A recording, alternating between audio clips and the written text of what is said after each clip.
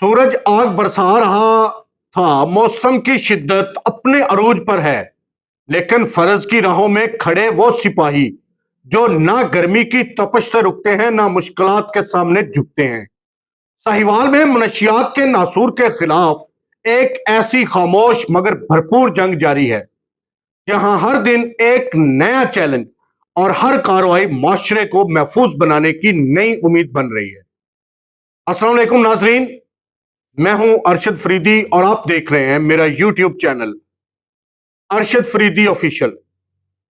آج ہم بات کریں گے anti narcotics control station Sahiwal کی اہم کارروائی کی۔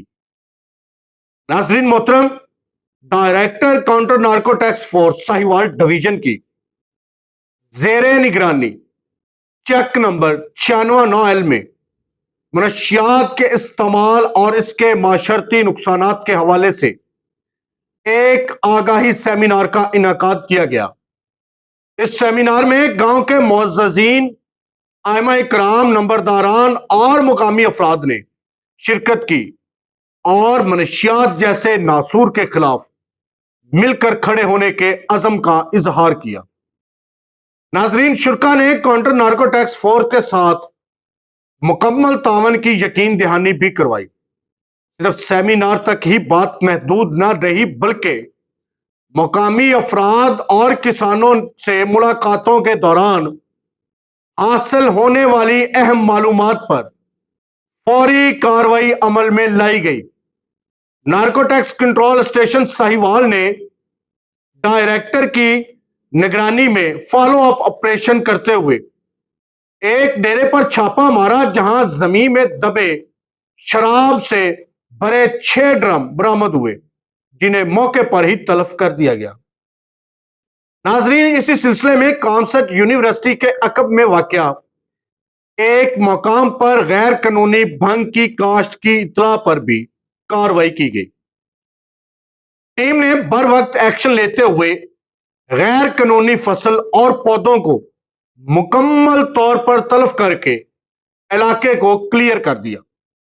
ناظرین، یہ تمام کارروائیاں اس وقت کی عکاس ہیں کہ منشیات فروش چاہے کتنی ہی چالاکی سے اپنے نیٹ ورک پھیلائیں، قانون کے محافظ ان کے تعاقب میں پوری ذمہ داری اور پیشہ ورانہ مہارت کے ساتھ مصروف ہیں۔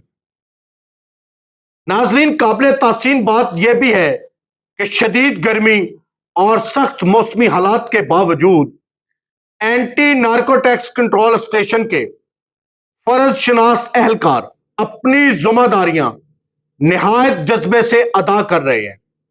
جب سورج آگ برسا رہا ہو اور حالات امتحان لے رہے ہوں، تب بھی یہ اہلکار معاشرے کو منشیات سے پاک کرنے کے مشن پر ڈٹے ہوئے دکھائی دیتے ہیں۔